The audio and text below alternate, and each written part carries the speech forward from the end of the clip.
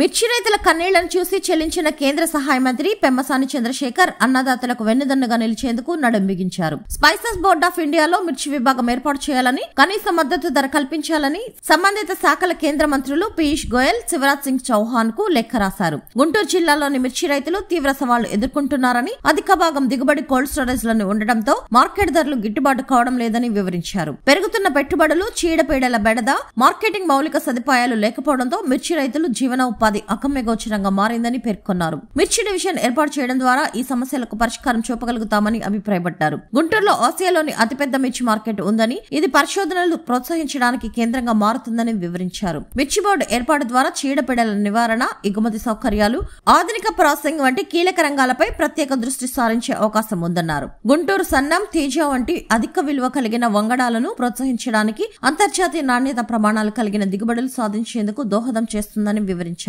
భారతదేశ మిర్చి రంగం ఆర్థిక వ్యవస్థకు కీలకమని, సుగంధ ద్రవ్యాల ఎగుమతుల్లో మిర్చి వాటా 34%, 2023-24 సంవత్సరాల్లో రికార్డు స్థాయిలో $1.5 బిలియన్ ఇది చేరుకుందని పేర్కొన్నారు. ప్రపంచ మిర్చి ఉత్పత్తిలో భారతదేశం 40% వాటా కలిగి ఉందని, 10 లక్షల మంది రైతులు మిర్చి పంటల సాగు చేస్తున్నారని, 20 లక్షల మందికి వ్యవసాయ కార్మికులు జీవనోపాధి కలిగి ఉన్నారని కేంద్ర వ్యవసాయ శాఖ మంత్రి శివరాజ్ సింగ్ చౌహాన్ కు రాసిన లేఖలో పేర్కొన్నారు. మిర్చి ఎకరా సాగు సగటు వ్యయం 2.50 లక్షలు చేరిందని, 2022-23 ఆర్థిక సంవత్సరం నుంచి మిర్చి ధరలు 50% పడిపోవడంతో రైతులు తీవ్ర ఇబ్బందులు గురవుతున్నారని, వెంటనే కనీస మద్దతు ధర కల్పించి ఆదుకోవాలని విన్నవించారు. కౌలు రైతులు తీవ్ర నష్టాల్లో కూరుకుపోయారని ఆవేదన వ్యక్తం చేశారు. కనీస మద్దతు ధర కల్పించడం ద్వారా దళారుల దోపిడీ నుంచి రైతులను రక్షించవచ్చని, మిర్చి రైతులకు ఆర్థిక సుస్థిరత అందించవచ్చని అభిప్రాయపడ్డారు పెమ్మసాని.